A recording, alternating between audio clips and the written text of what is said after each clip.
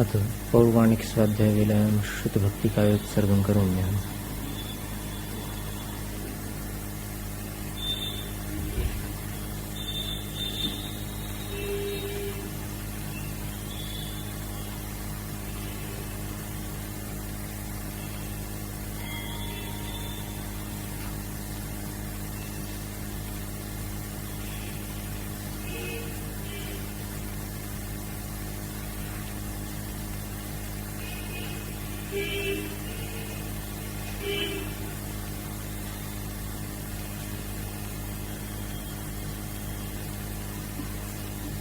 कोटिशतं द्वादश चैव कोट्यो लक्षाण्यशीतिस्त्र्यधिकानि चैव पञ्चाशदष्टौ च सहस्रसङ्ख्यमेतच्छ्रुतं पञ्चपदं नमामि अरहन्त भासि यत्थं गणहरदेवैः गन्थियं सम्मं प्रणमामि भक्तिजुक्तो सुदनाणमहो वहिं शिरसा इच्छामि वन्ते सुधभक्तिकाउत्सर्गो गौतसालोच्यो अंगोवंग पैण्य पाहुड़य पर्यम सुत्त पड़माणी योग पुबगय चुलियाय चेव सुत्तथय थुई धम्म कहाय्यम निच्च कालमच्छेमि पूजेमि वन्दामि नमन्सामि दुःखखौ कम्मखौ बोहिलाओ सुगै गमनं समाहि मरणं जैन गुण संपत्तिः मज्जम्।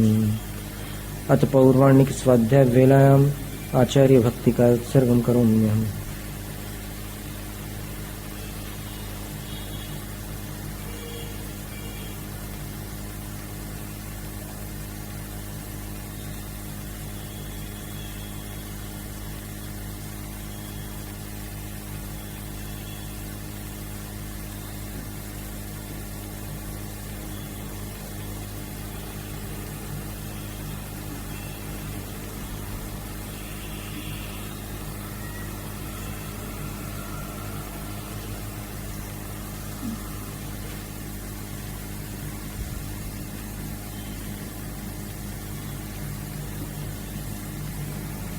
श्रुतजलधिपारगेभ्यः स्वपरमतविभावना पटुमतिभ्यः सुचरिततपोनिधिभ्यो नमो गुरुभ्यो गणगुरुभ्यः शक्तिसुगुणसमग्गे पञ्चविहाचारकरणसन्दरिसे शिष्यानुग्रह कुशले धम्मायिर्ये सदा वन्दे गुरुभक्तिसंयमेण य तरन्ति संसारसागरं घोरं छिन्नन्ति अट्ठकामं जम्मणमरणं न पावयन्ति ये नित्यं व्रतमन्त्रहोमनिरता ध्यानाग्निहोत्राकुलाः षट्कर्माभिरतास्तपोधनधनाः साधुक्रियाः साधवः शीलप्रावरणा गुणप्रहरणाश्चन्द्रार्कतेजोधिका मोक्षद्वारकपाटपाटनभटाः प्रीणन्तु मान् साधवः गुरवः पान्तु नो नित्यं ज्ञानदर्शननायकाः चारित्रार्णवगम्भीरा मोक्षमार्गोपदेशकाः इच्छामि वन्ते आयर्य भक्तिका उत्सर्गो कौतसालोच्यो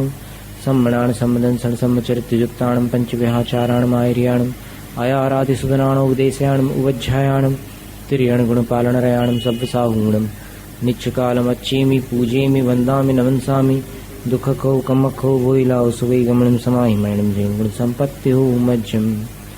मोक्षमार्गस्य नेतारं भेत्तारं कर्मभूभृताम् ज्ञातारं विश्वतत्त्वानां वन्दे तद्गुणलब्धये।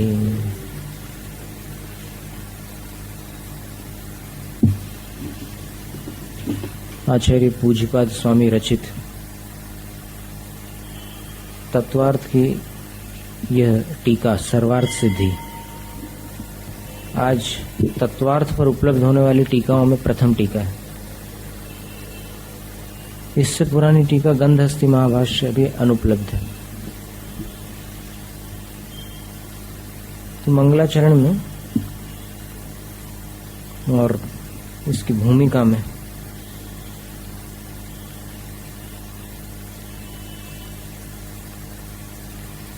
आचार्य पूज्यपाद स्वामी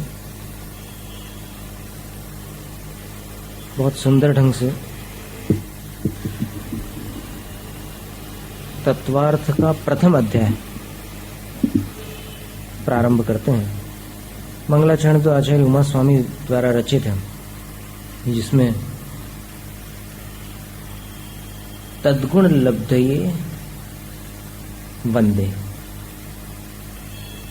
उन गुणों की प्राप्ति के लिए अथवा उनके गुणों की उपलब्धि के लिए वंदन करता हूँ। किनका वंदन करता हूँ? तो 3 विशेषण दिए, मोक्ष मार्गस्य नेतारम, कर्म भूभृताम भेत्तारम, विश्व तत्वानाम ज्ञातारम। नेता का वंदन करता हूँ, भेत्ता का वंदन करता हूँ और ज्ञाता का वंदन करता हूँ।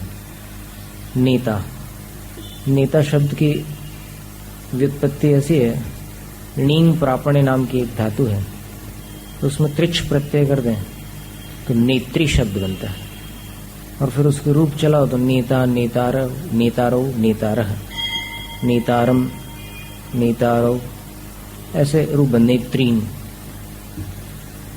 तो यहाँ मोक्ष मार्ग से नेतारम, द्वितीय का एक वचन, मोक्ष मार्ग के नेता। उसका अर्थ हुआ कि जो पहुंचा दे, पहुंचने का रास्ता बता दे, वो अलग है, पहुंचा दे अलग है। तो जो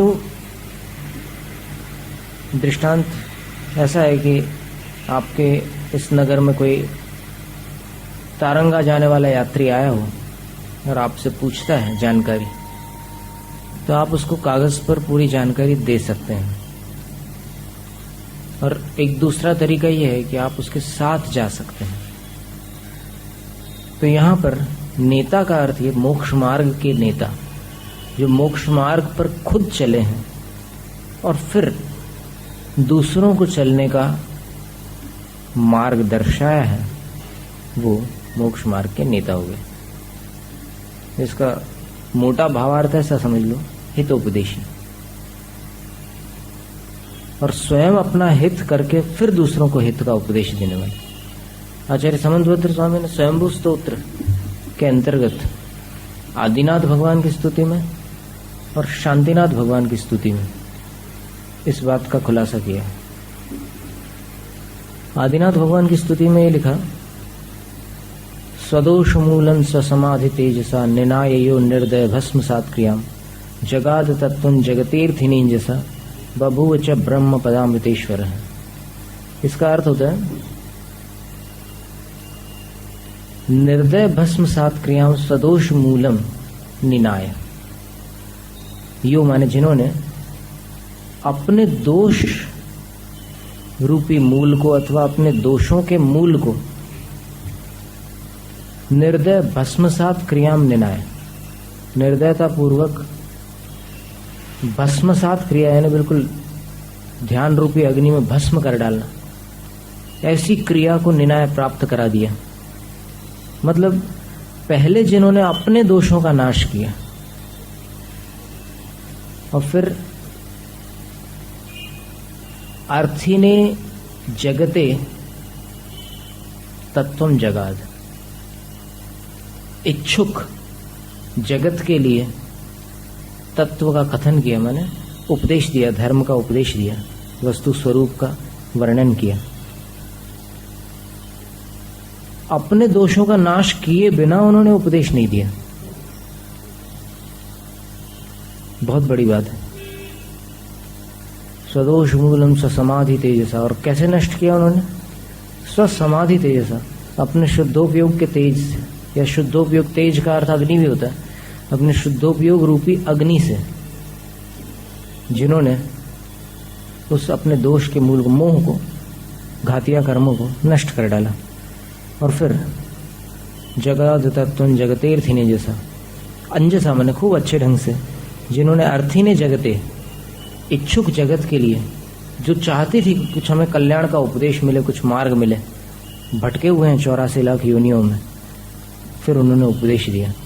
और फिर च और ब्रह्म पदामृतेश्वर बभूव, अंत में ब्रह्म पद के, उस अमृत पद के ईश्वर बन गए, ना मुक्त हो गए, सिद्ध पद को प्राप्त हो गए। ऐसी शांतिनाथ भगवान की स्तुति में लिखा, स्वदोष शांत्या विहितात्म शांति ही शांतिर विधाता शरणं गतानाम भूयाद भव क्लेश भयोप शांति शांतिर जिनों में भगवान शरण्य।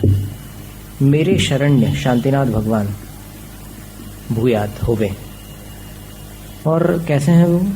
तो स्वदोष शांत्या, अपने दोषों की शांति पूर्वक, विहितात्म शांति, जिन्होंने आत्म शांति प्रकट कर ली, दोषों को शांत कर दिया तो उनकी आत्मा में शांति प्रकट हो गई।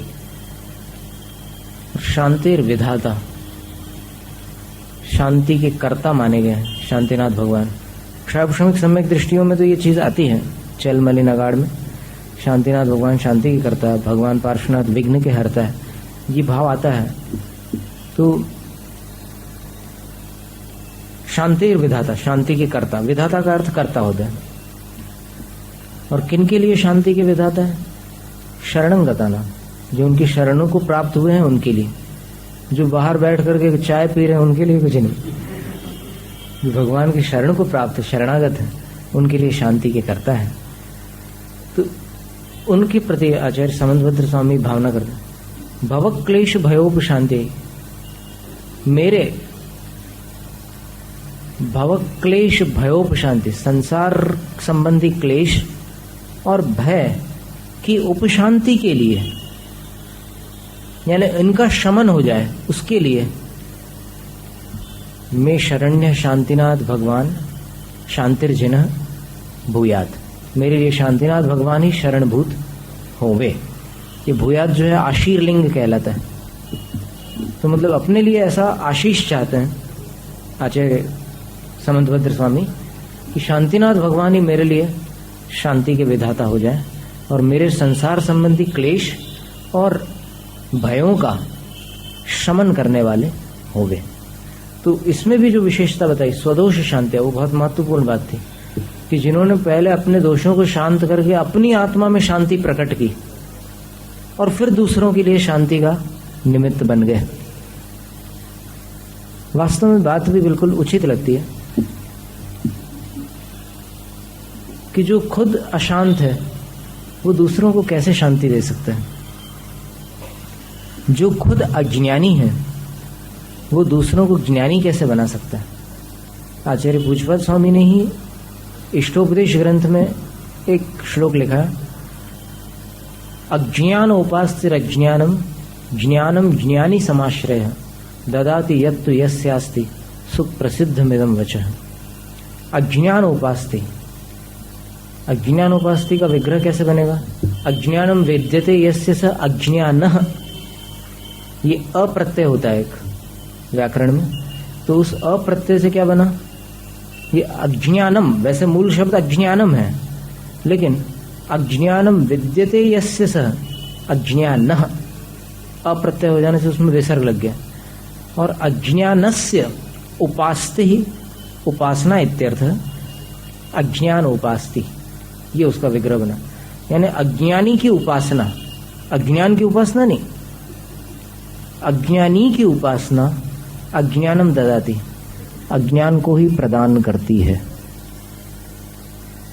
और ज्ञानी समाश्रय ज्ञानम ददाति, और ज्ञानी के समाश्रय यानी शरण, ज्ञानी की शरण क्या प्रदान करती है?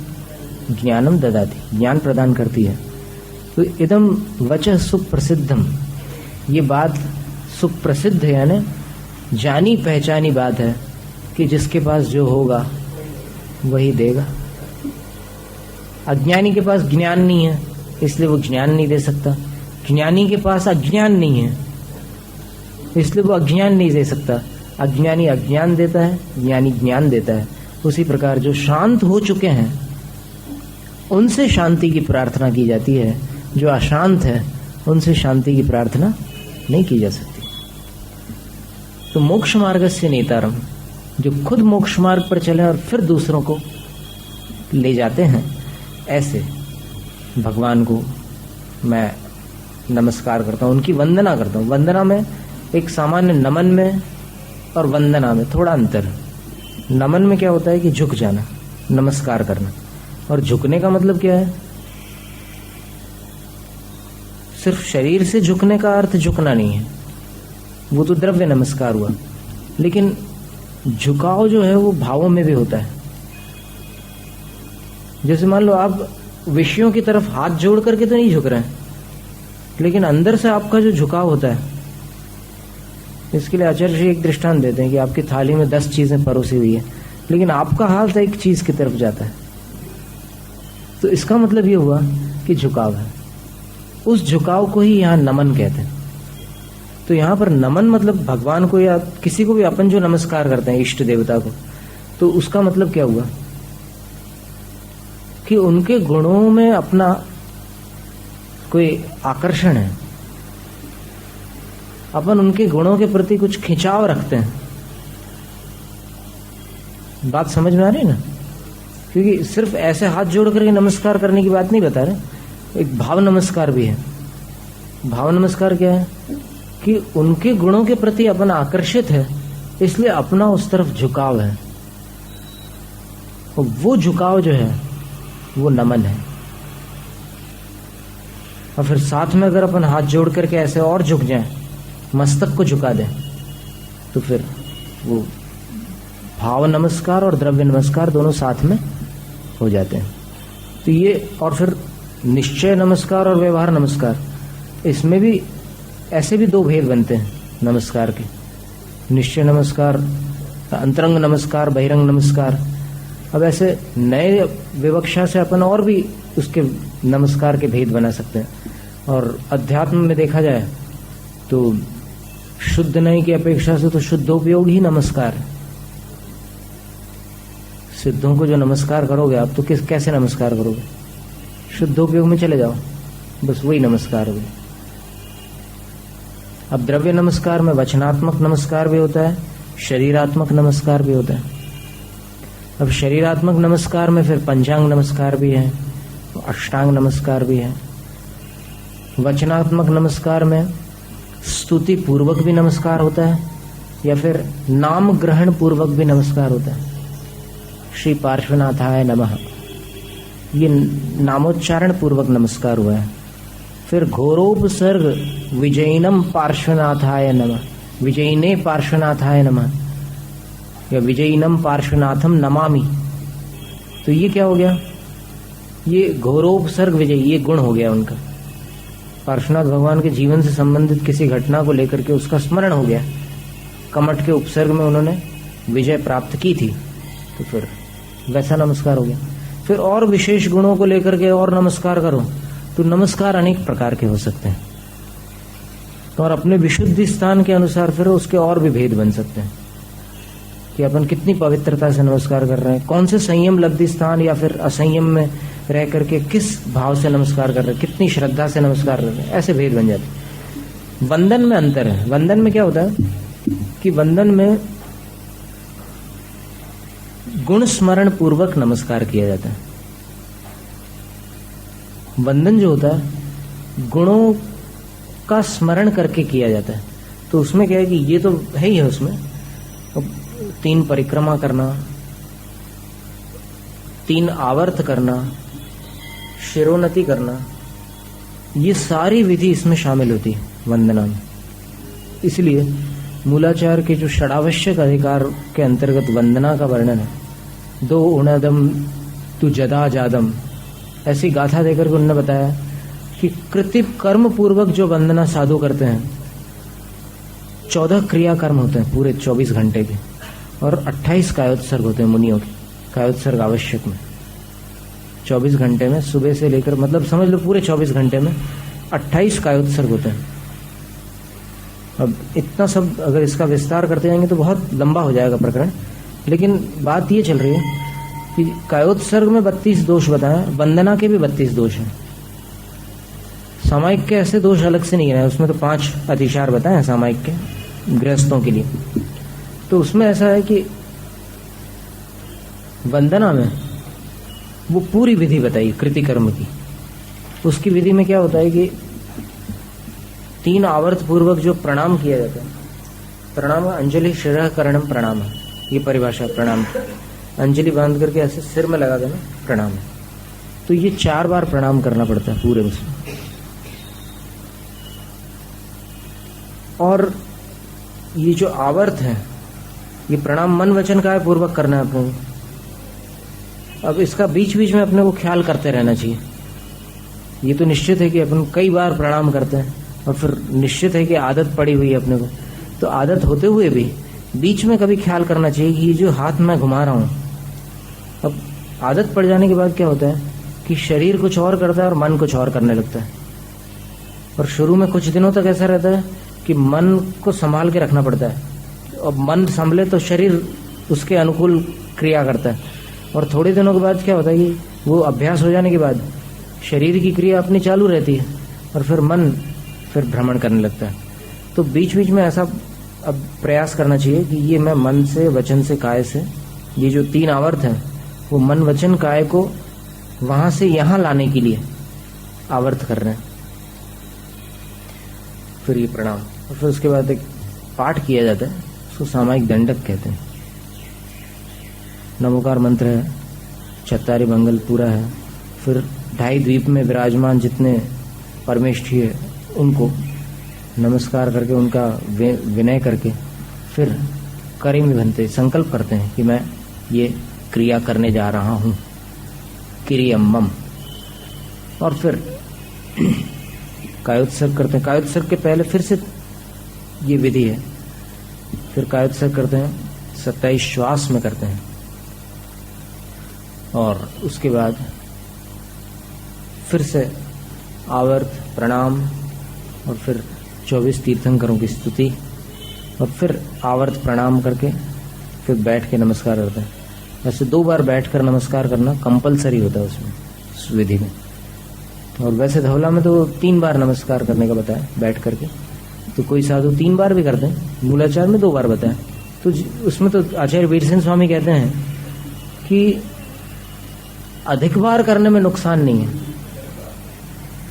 और आचार्य अमृतचंद स्वामी ने पुरुषार्थ सिद्धोपाय में भी कहा, अपन ने पढ़ा था शीतकाल में, पुरुषार्थ सिद्धोपाय का स्वाध्याय हुआ था, तो उसमें आया था कि इतरत्र पुनः समय न कृतम दोषाय तद गुणाय कृतम। सामायिक कम से कम 2 बार करना चाहिए बोले शिक्षा व्रत धारण करने वाले को। लेकिन अगर इतरत्र पुनः समय बीच में कभी 1 आध बार और कर ले तो तद दोषाय न कृतम, वो दोष के लिए नहीं होगा बल्कि तद गुणाय कृतम, उससे आपके गुण ही बढ़ेंगे, नुकसान नहीं होने वाला। तो मोक्ष मार्ग के नेता कर्म भूभृताम भेदतारम, कर्म रूपी भूभृत, भूभृत का अर्थ पहाड़ होता है। अब पहाड़ को फोड़ना डायनामाइट से भी मुश्किल है। अभी जो ब्लास्ट्स होते हैं ना, आवाज आती है कभी बीच में, कहीं चट्टानें फोड़ी जाती हैं मार्बल की खदानों में, या फिर कहीं और पहाड़ों में भी बहुत सारे चट्टानें तोड़ी जाती है।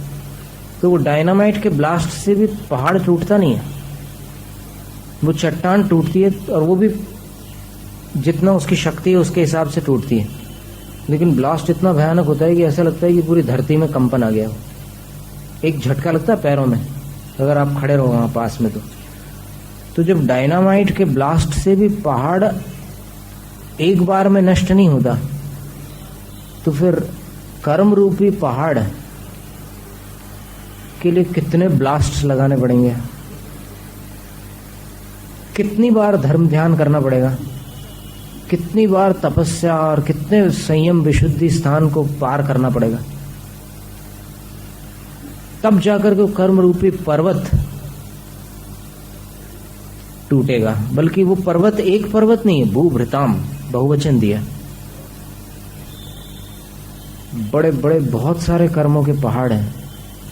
अब एक ब्लास्ट से जब एक पहाड़ भी थोड़ा सा क्षतिग्रस्त होता है, मतलब उसका एक छोटा सा हिस्सा टूटता है, तो फिर कितनी विशुद्धि प्राप्त की होगी भगवान ने, जब जाकर के उन्होंने घातिया कर्मों का पूर्ण क्षय किया हो।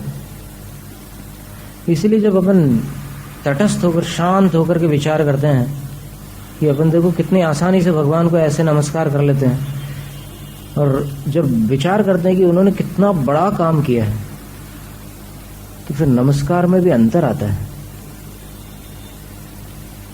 मतलब ऐसे नमस्कार कर लेना रोज की आदत के अनुसार उसमें, और फिर थोड़ा सा स्मरण करके कि जर्रा सी बात पर मेरे अंदर जो कषाय होती है वो 7-7 दिनों तक शांत नहीं होती, कभी 15 दिनों तक के वो चीज चल जाती है, कभी महीनों तक चलती है। और फिर उन्होंने कितना बड़ा काम किया, कल्पना करो। मतलब अपने में और उनमें जब फर्क अपन ख्याल में लाते हैं, तब अंदर से लगता है कि हे भगवान, बस कोई ऐसी शक्ति मुझ में भी प्रकट हो जाए कि मैं वहां तक आ जाऊं जहां तक आप चले गए। बहुत दूर है भगवान और अपन। ये कहना बहुत सरल है कि 3 भव में मोक्ष प्राप्त हो सकता है, लेकिन 30 भव में भी मोक्ष प्राप्त करना कितना कठिन है, उसकी आप कल्पना करो तो समझ में आए। बहुत मुश्किल काम है। तो कर्म रूपी पर्वतों को जिन्होंने चकनाचूर कर डाला, कितनी बड़ी बात की उन्होंने। तो उसका स्मरण करने पर हम अक्सर वहां जब थुगोंजी में चौमासा था तो शाम को बैठते थे और ऐसे मंदिर के पीछे हम यही सोचते रहते थे। बहुत अच्छा जंगल था, तो वहां देखते हुए ऐसा विचार आता था मन में कि बड़े बड़े साधुओं ने ऐसे स्थानों पर तपस्या की है और मोक्ष प्राप्त किया है। उनमें भी कुछ ऐसे साधु हैं जिन्होंने उपसर्गों को सह करके उस पर विजय प्राप्त करके मोक्ष प्राप्त किया है, और फिर उनका नाम भी कोई नहीं जानता।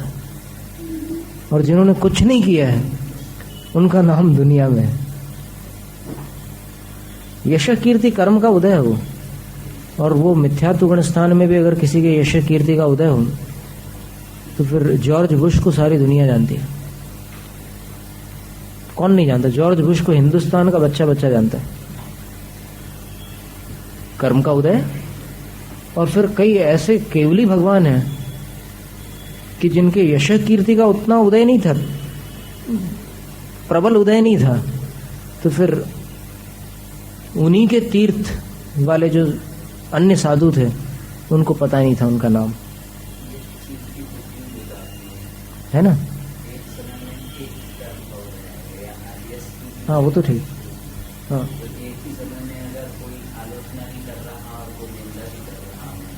ये शंका अच्छी शंका। हाँ, उसका भी समाधान हम बता देंगे आपको। तो एक तो बात यह है कि अयश कीर्ति का उदय चौथे गुणस्थान के आगे नहीं होता, और 5 अणुव्रतों को जीवन भर जो धारण नहीं करता उसका चौथा गुणस्थान नहीं होता। ये भी नियम है। और अणुव्रतों को धारण करके भी शल्य का त्याग करना उसको आवश्यक है, तब उसका गुणस्थान पंचम गुणस्थान होता है। अकेला ब्रह्मचर्य व्रत किसी के पास हो, या फिर किसी ने सच बोलने का नियम ले लिया, सत्य व्रत ले लिया, तो वो व्रत ही नहीं हुआ। अभी सिर्फ उसका एक संकल्प है मात्र। लेकिन व्रती की श्रेणी तब प्राप्त होती है जीव को जब वो 5 अणुव्रत धारण करता है। अब तिरेंच गति में जो है 11 प्रतिमाएं नहीं है, लेकिन उनकी भूमिका के अनुसार वो अपने व्रत धारण कर लेते हैं। 5 अणुव्रत तो नियामक होते हैं। अब पहली प्रतिमा में 5 अणुव्रत जो होते हैं उसमें अतिचार भी हो सकते हैं, और दूसरी प्रतिमा में निरतिक्रमण अणुव्रत पंचकम, अतिक्रमण से रहित, अतिचारों से रहित 5 अणुव्रतों का पालन किया जाता है। लेकिन अणुव्रत नियामक है पंचम गुण स्थान के लिए, और पंचम गुण स्थान पहली प्रतिमा से 11वीं प्रतिमा तक बनता है श्रावक धर्म में। और वैसे तिर्यंच गति की अपेक्षा से देखो तो 5 अणुव्रत धारण कर लिए किसी जीव ने तो वो व्रती की श्रेणी में आ जाता है। असंख्यात तिर्यंच ऐसे हैं स्वयंभू रमण में, द्वीप समुद्र में, कि जो व्रती हैं। और यहाँ पर 2.5 द्वीप में, मनुष्य लोक में संख्यात तिर्यंच है जो व्रती है, क्योंकि यहाँ पर पंचेंद्रिय तिर्यंचों की जो मात्रा है, प्रमाण, वो असंख्यात नहीं है।